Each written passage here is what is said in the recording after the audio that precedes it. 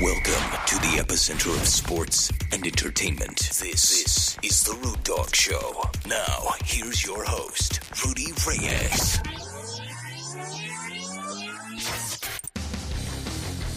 Look, a little late, better than not at all, I would suspect. This is Rudy Reyes on The Rude Dog Show, live on Twitter, Facebook. I tried LinkedIn, didn't quite work out. YouTube. And, of course, you guys can throw me an at Rude Dog Reyes here on Twitter. I appreciate you tuning in. This is the Rude Dog Show live on Coachella Valley. If you don't know what that is, go to Twitter. You'll know exactly where I'm tweeting from and video live is from. Did I mention live on YouTube? I thought I did, but if I didn't, I'm live on YouTube as well. Thank you for joining. I appreciate it. Love the conversation. Love the enthusiasm everybody seems to be feeling, especially on a Tuesday. If your team won, and we're talking Monday night, and we're talking Sunday all day, including Sunday Night Football. There's a lot of things to like in week one. More importantly, I think it was about the things that we didn't like in week one. A lot of the teams that we were slated, I was slated, and, look, I understand it's one game. I'm not overreacting, and neither should you. Even if my team had lost, it wouldn't matter. Wouldn't make any difference. It's one game. However, with that being said, there's a lot of things that I like and care for in regards to week one. And week one, we've seen so many different defenses. Do they still win championships? Is it something that we believe can actually end up winning a Super Bowl? And we can discuss how defenses, offenses win championships, and there can be a case made for both sides of the ball. Not a problem, not an issue. And we can have that conversation. But what I wanted to talk about was how offenses need to collect and achieve and show that they can perform solid plays and assemble those plays together that would enable their respective team to go down the field and win the game. I mean, that's the whole point of it, right? Is to win the game. And when we look at the doubt that's existed for a lot of players, and I could talk about Geno Smith, and I could be wrong about Geno Smith, and I could make the overall suggestion that I didn't have any faith in Geno Smith coming in. But to be honest, I really didn't. I didn't have any hope for Geno Smith whatsoever. And when I say that, I mean, I look at Geno Smith and I look at when he started. I remember when he was drafted out of West Virginia to the New York Jets. I thought to myself, okay, well, there's something good going on here. And I look at the overall, scheme of things when it comes to Geno Smith, their head coach, their situation offensively. Something wasn't going to add up. I don't know what it was. I don't know who it was. I don't remember when it was. All I know is that one day Geno Smith was not starting quarterback for the New York Jets. And, of course, most quarterbacks that, again, as I mentioned in Cleveland, quarterbacks go to die in New York with the Jets as they do in Cleveland. Now, sadly, I say that very, very lightheartedly. And I say that only because I look at Geno Smith and I thought to myself, man, he didn't deserve to win that game yesterday. No, that's not true. He had every reason to get into that conversation in regards to what he can do against a very good Denver Broncos defense. I think it was just a matter of plays and that the Broncos were outplayed. And I think that field goal at the end, obviously, Coach Driscoll is being roasted right now in a lot of different outlets, and maybe hindsight being 2020, he probably wouldn't have gone for it over 60 plus yards with McManus kicking that ball through. Now, they said they were comfortable with the decision, and they were more importantly ready to make that move, and they actually did. Hindsight being 2020, I think when you look at who and when and what and how they were going to keep the ball in Russell Wilson's hands, I don't think that it was an overall decision in regards to, well, why wouldn't it? Why would you not put the ball in the hands of someone that, A, is your centerpiece, has been duly noted for quite a few times, and secondly, a guy who's already won a Super Bowl, a guy who has created many more fourth quarter drives than any other quarterback in NFL history. And sadly, I think to myself, man, why would you not leave the ball in Russell Wilson's hands? Offensive line needs some help. in regards to handling those individual assignments, being able to effectively block the pathways to get to Russell Wilson by opposing defenses. Now, again, this is one game. I'm not going to sit here and say that, well, you know what, it's the end of the world and it's going to fall off the planet and Russell Wilson's no longer going to be the starter and dot, dot, dot, dot, dot. It's not going to happen that way. And again, this is one game. This is not something that we need to kind of drive into the ground. But more importantly, I think it has to do with recognizing, and hindsight being 2020, for Coach Hackett, he has to look at this very carefully and very critically to suggest that, well, we can't do this again. We cannot find ourselves in this position to win the game and kicking a field goal that he may or may not have, and maybe it could just be word of mouth, allowing McManus to kick that field goal 60 plus yards when he was ready to kick it for 61 yards and not 61 plus yards. So a lot of questions surrounding last night's game. I thought Geno Smith, and again, he proved me wrong. I did not believe whatsoever Geno Smith was going to be able to take that rollover as the starting quarterback for the Seattle Seahawks and actually make something out of this. This is the worst part of all, is that not only was I wrong, but he played lights out. I mean, he threw the ball where he needed to. He didn't turn the ball over. He managed the game very, very well. He went down to win the game. He did it in quite a few occasions. There were some 3-and-outs, but that's what you would expect, right? A lot of bang plays for the Denver Broncos. A lot of bang plays for Seattle. They were hitting hard out there. I mean, I had not seen Seattle lower that kind of boom since the Legion of Boom in Seattle just a few years ago. And I think more importantly, when you look at the Seattle Seahawks, it was a big question going into, the upcoming season. Is Geno Smith going to be the quarterback? Is Drew Lock going to be the quarterback? I think Drew Lock ended up getting roasted by another team altogether, or excuse me, an analyst. Now, with that being said, defense for the Broncos was on point. I think they did extremely well, but they ran out of time and ultimately did not leave the ball in the hands of the guys that they paid, double-digit, millions of dollars throughout, 5 years, I believe. So he's going to be there a long time. I don't want this to turn into a problem. I don't think the Broncos want to turn into a problem, and I think they'll make those corrections. I don't believe this is going to be a long way to next to nothingness in regards to making those corrections and making them stick headed into the remainder of the week. Now, the remainder of the entire season. Again, it's one game. I'm not crying wolf. I'm not going to say Seattle's going down the tubes or Denver's going to flail and flop around like a dead fish and, he's not going to have the opportunities. He's going to have plenty of opportunities. But then so is Hackett. Hackett's going to have opportunities to not put players like Russell Wilson in those type of situations. McManus not in situations like that as well. So there's a lot of things to like about the Denver Broncos. They look very, very different, but eerily similar to Seattle offense while Russ Wilson was in Seattle. So very interesting game last night. Lost by 1 point. Nothing that the Denver Broncos should really hang their heads about. But I think situationally by Coach Hackett, you just leave the ball in the hands of Russell Wilson. Brought to you by California Today. Go to California Today. You can find me on Twitter.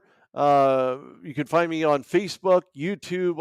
I tried LinkedIn, but it didn't quite work out. I guess, after all, it is on LinkedIn, so you can find me on LinkedIn as well, as I just checked my monitor. So thanks for tuning in. I appreciate any questions, comments, anything at all whatsoever. The Steelers won absolutely monstrous. Thank you, Precious. I appreciate that. And I don't know Sharafuddin Imami. I don't know the message, but thank you nonetheless. I appreciate the message. Maybe not a full message, but a message nonetheless. So thank you for that one. I'm humbled that you guys would actually take the time to watch today and or this afternoon for that matter. I want to dive into a game that was a little bit more defensive, not offensive, but defensive. And don't take offense to this, but it's really going to boil down to where it all happened, and that was in social media. You could pick your poison. Obviously, we had seen this early in week one in regards to defensive plays. One tie in the NFL, and I'll challenge you to remember which teams they were that actually tied. So if you have that answer, feel free to post it and comment on it as well. One team stands out this week to me defensively, and it has to be the Steelers. Total of 5 takeaways combined. And it was an early onset of what I believe the Bengals were referring to when they said stealing. Now, when they said stealing, I wasn't quite sure why they would even troll Pittsburgh on social media for whatever reason. It wasn't at Steelers. It was more just a general term of what are they stealing? Well, clearly we know what happened in that game and who the game was stolen from, and it was the Bengals. The Steelers replied to them with a football emoji, which I thought was hilarious, at least from the onset. And maybe it's going to trend relatively well, especially on social media. And it's a blunder by the Bengals' social media to taunt a team who, in fact, if you remember last year, were swept by Cincinnati. And we can go along those lines and ask, what were they thinking? What were they possibly doing? Where were they going to go with any of this? Was it going to matter at the end of the day? I think it less mattered to the Bengals than it did the Steelers. Interestingly enough, I just thought it was hilarious. And of course, then after a closer review and post-game, I went and looked back at it just one more time, and I kind of chuckled, and I thought to myself, man, if there was a flag that could have been thrown for penalty for taunting, the Bengals would have been on the clock for that taunting penalty of 15 yards before the game ever started. All joking aside, perhaps this was shared, with the team prior, especially to the defense, because they're the ones who would steal the ball, essentially. But to prove exactly what they were stealing, how often they would steal it, and more importantly, you'd probably need to go back and ask Joe Burrow about his feelings of being picked 4 out of 5 times during Sunday's game. Now, Sunday was my birthday, and I just spent the day watching football. I know everybody else out there doing their doing their partying and whatnot. But for me, it was really about watching to see who this Steelers team really is. And of course, lots of other teams throughout the NFL landscape. I'm not going to smite the Bengals for this inadvertent game-winning guarantee of sorts. It's not as if we're watching Joe Namath walk off and say, I guarantee you victory. I guarantee you win. No, it didn't quite happen that way. And I think more importantly, it was overall unnecessary. And look, social media is one of those monsters that will swallow you up and spit you out if you let it. If you say the wrong thing, if you get in light of social media, you will be just crucified for so many different things, misspellings, typos, grammar police are enforced, etc. and so forth. Now, with that, the Steelers kind of rimming around this one as they had the automatic Boz at the helm, as I'd like to call him. And it would be game-winning field goal attempt, but it was not meant to be. We had seen, if you go back a little bit further in the game, you've seen that Otto McPherson had his kick blocked, a field goal attempt by Minkah Fitzpatrick. Now, Minkah Fitzpatrick predominantly does not play on special teams. Once in a while, he'll play because he's just a playmaker, and he is all over the place. As a matter of fact, he was the first one responsible for a turnover, a cherry turnover, I must say, against Joe Burrow and the Bengals. And, of course, the first interception of the year by a guy that I had interviewed back in 2018 when he was drafted by the Miami Dolphins. So thank you, Minkah Fitzpatrick, for that wonderful birthday gift wrapped up in the end zone with my name on it. I appreciate it. Thank you so much. Thank you for that. So ultimately, the next time around, Boz missed that field goal. Now, I think that was a lot to do with the fact alone that the relief holder had the laces that were in. Everybody remembers a Jim Carrey movie with the laces in versus the laces out, and there was a huge conversation. Just a very funny movie, and I remember that because it had to do with the Dolphins. And I think it was just had given the Steelers enough of what they needed to manage the clock, managed by Mitch Trubisky, to get down to that end of the field to really make something happen. And it was not meant to be put on the shoulders of one Mitchell Trubisky. However, he managed it well, and there was a touchdown, and he did play to win the game. Did he play monstrously? Did he scramble out of? No, we know who Mitch Trubisky is, but he showed exactly why he was named the starting quarterback for the Steelers. That's right, Ray Finkel. You're right, Greg. It's Ray Finkel. That's hilarious. I love that. I love the movie.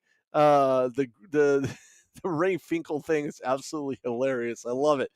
Uh, but this was not meant to be on the shoulders of other quarterbacks, not named Ben Roethlisberger, not named Tommy Maddox, not named Cordell Stewart, and the list goes on and on and on. This was primarily handed off to the defense to not only manage the game, but to take a win away from the AFC North winners or the runners-up of a Super Bowl last year against the Los Angeles Rams. Now, when you look at the numbers, yeah, he aged out. You're right. You're absolutely right. But at the end of the day, you got to know that Father Time is knocking and creeping at your door, and what's done is, well, done. And that means that you are done. And Ben Roethlisberger figured that out a little 2 years removed from being exited out of the NFL, but nonetheless, he did his absolute job when called upon, unless he was badly injured. Of course, he's been injured and riddled with injuries throughout his career. So the amount of yards favored Cincinnati, 432 yards. Pittsburgh did have the 5 turnovers. Of course, I wish McDonald's would actually get in on this. And for every turnover in the NFL, someone would get a free turnover to the drive-in. I'm just saying. Just saying.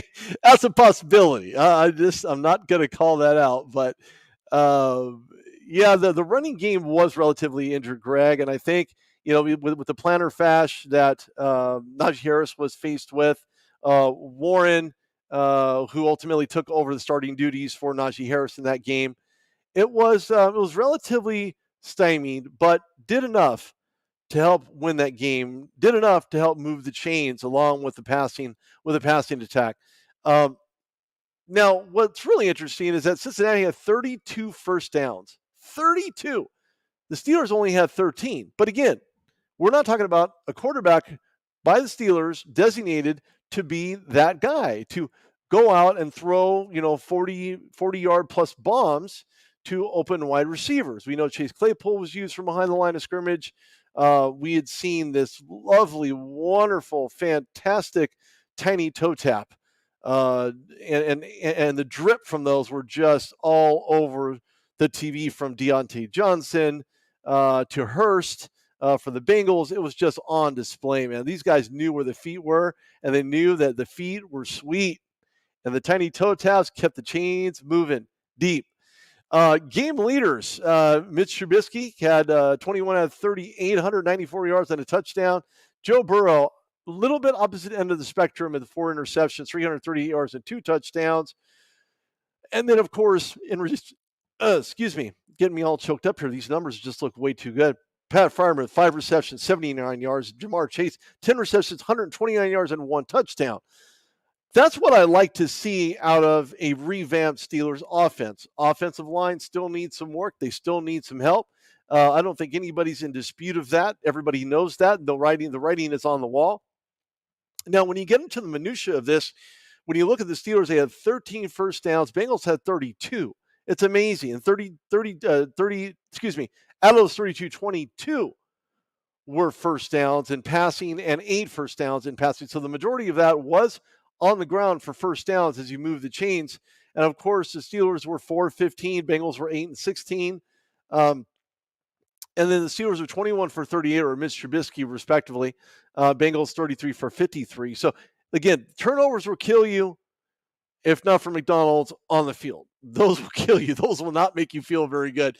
And you're not going to sleep well at night knowing what you can or could not have done any differently than what was witnessed on Sunday when the Steelers had taken on the Cincinnati Bengals. Now, next game up for Pittsburgh, they're going to be at Acrisure Stadium waiting for the New England Patriots, who, for all intents and purposes, are not the Patriots team that we have seen in the past with Mac Jones. Steelers are one of the teams that aren't going to travel a whole lot during the regular season. So whether or not that's an advantage remains to be seen. We're going to see what the playoffs look like as those approach. Now, special teams, as I stated, that swatted ball, that one counted. And then TJ Watt, there were multiple ways this could have gone with TJ Watt. It could have been a season-ending injury. I have some knowledge in regards to how long that would take, 6 to 8 weeks. Most people are erring on the side of less, at about 6 weeks. But for a complete heal with some minor and light working out, as well as light gameplay, maybe non-contact for TJ Watt, his feet are still good. He's just going to have to be careful of that shoulder and make sure that he ices that thing every night and he goes through the rehabilitation process in order to get back on the field in 6 weeks, because you just can't replace a guy like that. You just there's just no way. Last year's defensive player of the year in TJ Watt, you just don't. There's no way you can line up as many defensive tackles to offset. But Malik Reed will have his time up, especially during New England. And injury update on Najee Harris, who stated he's going to be ready for New England entering Acrisure on Sunday. Now, I want to kind of shift gears a little bit, because there was something that I had heard that just really, I don't know, it propelled me into just complete dismay. ESPN's own Greeny went on record stating that Rex Ryan was one of the best defensive coaches of all time. No, I got a problem with that. Not likely. Okay, so he was with the Ravens in 2000, 2001. Nothing really screams off the page with me at 10 to 6, and then 2001, and then 12-4 in 2000. And again, nothing really jumps off the page for me.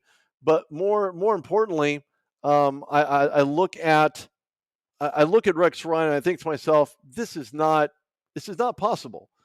Okay, fine. So he had his day in the sun with the Baltimore Ravens. Great and wonderful. But over his 20 years of coaching, he was 164 and 156. Not very good. And during his career, with being a head coach for 8 seasons in the New York Jets system, he compiled a rate of 46 and 50. And he was fired on December 29th in 2014 as his next outing, as it were, was with the Bills from 2015 to 2016 and led the team to a 15-17 record. Again, nothing really screams out the page about Rex Ryan. He did have a good run. I can't say he had the best run, but he had a pretty decent run in regards to the teams that he was the defensive coordinator for.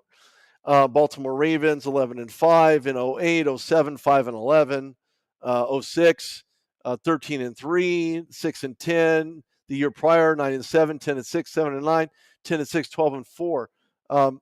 Again, in 1999, he was 8-8.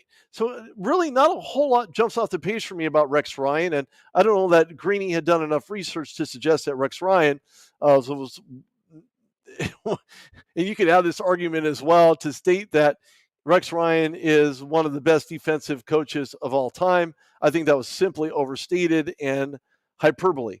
I don't believe that to be the case. There are a lot better coaches, multiple Super Bowl winning defensive coaches, guys who, for all that Rex is, he's not one of the best defensive coaches of all time. I wanted to just throw that out there because he just is not. With that being said, Rudy Reyes on the Rude Dog Show, live on Coachella Valley, Facebook, YouTube, LinkedIn, Twitter, at Rude Dog Reyes on Twitter. This episode will be posted on TheRudeDogShow.com. Make sure you check that out. I have all types of goodness going on that website right now, but I thank you so much for tuning in. I appreciate it. Everybody have a great night, and I'll see you guys tomorrow.